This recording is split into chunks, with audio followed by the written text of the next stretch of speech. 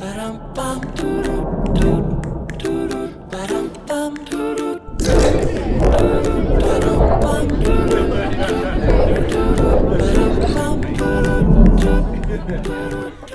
you see my hand doing this, it's because I do have a dog down here. Nothing sketchy going on. See, I told you. Good boy.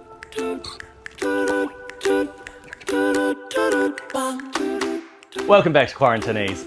This is the Hopster Home for June. Another great box. A few things going on at the moment. The Gold Coast, Southeast Queensland's just gone back onto lockdown for 3 days. Good time for some beers and do some filming.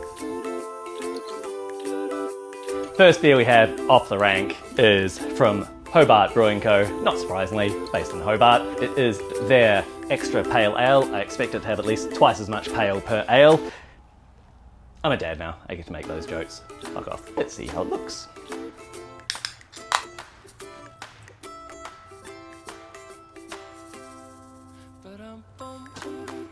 Beautiful, rich golden colour there. Really nice. My glass was clean. Pretty clear. Smells beautifully juicy. Lots of fruity notes in there. Oh, that's good. From that very first sip, you just get a big hit of fruity goodness. It's got extra hops and extra malt in there, and a little bit of oat in there, and you can really feel the oat in the silky, juicy mouthfeel, and the extra hops and malt give it just a bit more depth of character than you expect with a normal pale ale. It's really good. Hobart Brewing Co. Extra pale ale. It does actually have more pale per ale. Next beer. The Third Eye West Coast Pale Ale from Urdahl Brewery. Now, it took me a good 5 minutes to figure out how to say that. When I first moved to the Gold Coast, I thought Yatla was called Yatala. That was way too fancy for it, so it's fucking Yatla. Right, so anyway, this one pays homage to American-style IPAs with Cascade and Centennial hop. It's got some good grapefruit and citrus notes in there with a little bit of pininess, and it's made with their pure spring water that comes from a natural bore on site. Really good one to have a crack at. Next beer. From Morrison Brewery, we have the Oat Biscuit Ale. Now, I don't know if there's a copyright on the oat biscuit in question, but this one is a red IPA that uses fresh hops, golden syrup, and a bunch of coconut to reflect a wartime oat biscuit. I think they're going for Anzac biscuit. Don't tell anyone. I've had a few red IPAs over the past few months, being winter. This one wasn't bad, but it tasted more of an ale, and yes, red IPA.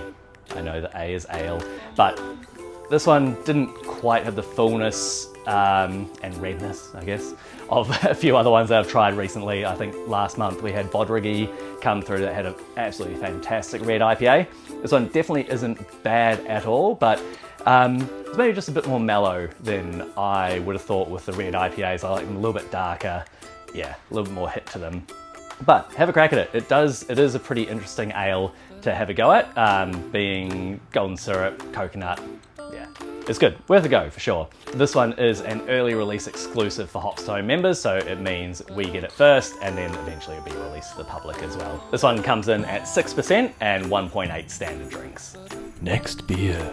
Inside Voice from Little Bang Brewery, and this one is a foreign extra stout and comes in at 5.7%. I love my stouts. This one was fantastic. My go-to cheap stout is the Cooper's Extra Stout. It's pretty damn good for the price. This one is like a very, very good version of that. Sorry if that offends you, Little Bang. I don't mean to. It was absolutely beautiful, but just really smooth. Not quite milk stout velvety, where for me that sometimes gets a little bit syrupy. This one just so good. Beautifully dark, roasty, very smooth drinking, but you can still taste that carbonation, a bit of bite in the bubbles there. Their description is just a bloody lovely stout. No silly ingredients, no crazy booze, just a bloody lovely stout. Rich, dark, done, you're welcome. And that very much sums it up for me. It is just a very, very good stout. And turns out Little Bang, all their beers are vegan friendly as well. Probably doesn't matter to a lot of you, seeing there's not a lot of vegans, but that's pretty cool. I've recently gone vegetarian this year, apart from the probably 6 times I've had KFC, but we sacrificed some chickens. I'll get and looking at going towards vegan just because it seems like the thing I should be doing. But anyway, whether you care about it or not, if you do, it is absolutely fantastic that you can get this fully vegan friendly. If you don't care about it, it is still an absolutely ridiculously good stout. Have a look at it, Inside Voice from Little Bang. Next beer. Last, and definitely not least, we have the Bruce Lizard West Coast IPA from Shifty Lizard Brewing in South Australia. Puns ahoy, love it, good work, appreciate it. Even look at the little Bruce Lizard, come on.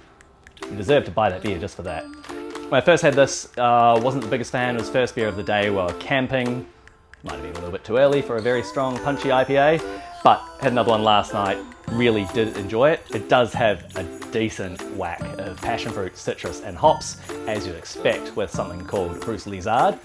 With the kicking and the punching, yeah. No? It's a very good West Coast IPA. A lot of fruitiness to it. Worth a go for sure. Lovely, deep, rich character and colour to it as well.